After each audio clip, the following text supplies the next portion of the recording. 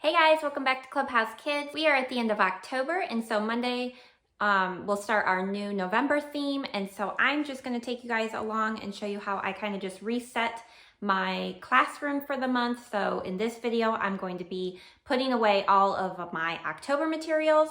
I do like to reset my whole classroom at the beginning of every single month with all new materials that go along with our themes and units that we're learning. So I'm going to put away all of the October stuff and just kind of show you guys how I do that. So if you're interested in that, stick around.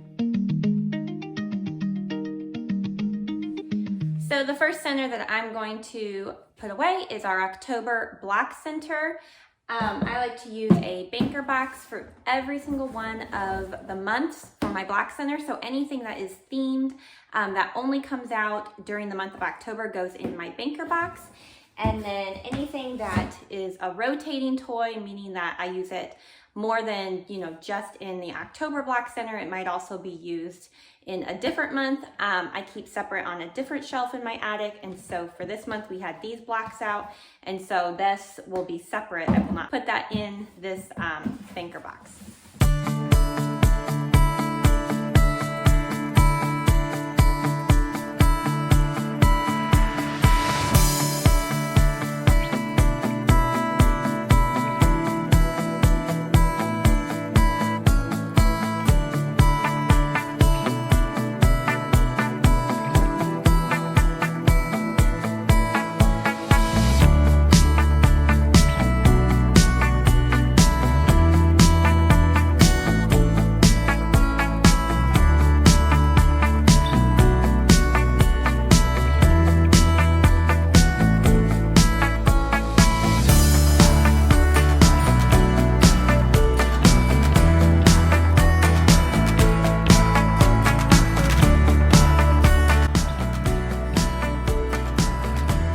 Okay, so black center is all ready to go back up to my attic. I'll carry these up to the attic. This will go on the rotating shelf. And then another thing I do is my little people, I don't pack away as well because I use a lot of different themes and activities throughout the year. And so I have a separate little bucket that has all of my little people. And so I just add those to this bucket. Okay, so the next space we're going to reset is my dramatic play center. And so this month we had a farmer's market out. Now for these, since they take a little more space, I use a tub for every single one of my dramatic play centers. And so I make labels. So this one says October on it because I know that I use this one in October. So I'll just put all the materials from this center into this tub.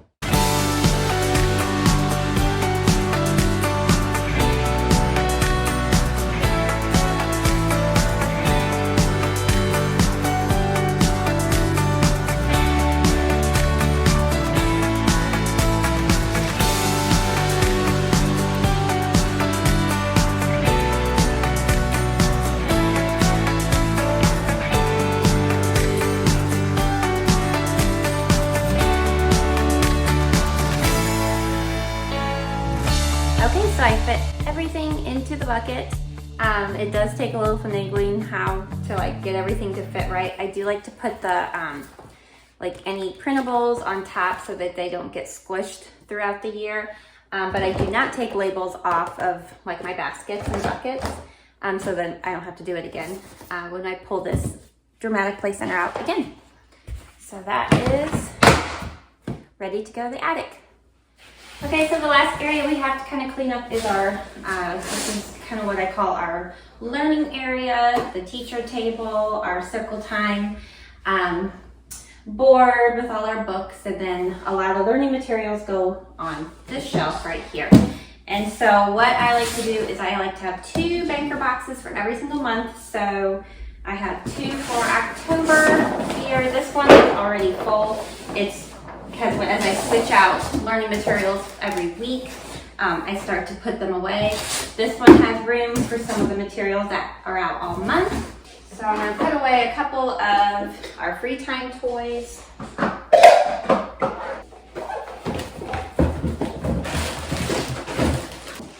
Now Now for circle time, Monday is still the 31st, so I'm going to leave the calendar up, but we are starting our new theme with our new color and shape and everything, so I'm going to take away all the other printables for October so I can put up our November stuff. I just store my circle time printables in gallon-sized bags, and then I can just pull out the new month.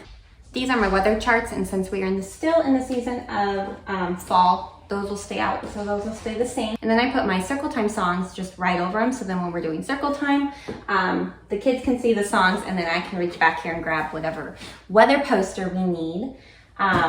So for Meet the Shapes and Meet the Colors for October, we learned about the color black and we learned about the shape oval. I do not store my color printables and my shape printables in my boxes because we review during the summer, so I like to be able to have those materials and not have to pull every single month. So for that, I usually grab a bag and I put any of the like printables that we use for that shape into the bag to kind of keep them separate. This stuff. And then I have my Meet the Shapes tub that I put that stuff into, and then all of, you know, my oval objects go in that tub. But then I also have like all of the shape materials in that, and then all of my color materials in this one. So this month we learned about the color black. So I'm going to put all of the printables in the bag. And then the objects go in here, unless they are Fisher-Price animals, because I use these in other ways throughout the month. So usually with the color, I will grab some Fisher-Price animals that are the color that we're learning about, and then at the end of the month I throw them back into, I just have a whole bucket of all of our Fisher-Price animals because we use them with my farm unit, my jungle unit, for colors, all kinds of things, counting manipulatives, so I do keep those separate. And then my third one that I keep here is our sensory, so this was our most recent sensory bucket, so I do like to also keep my sensory buckets in the black bags, but I do store this away in the monthly banker boxes.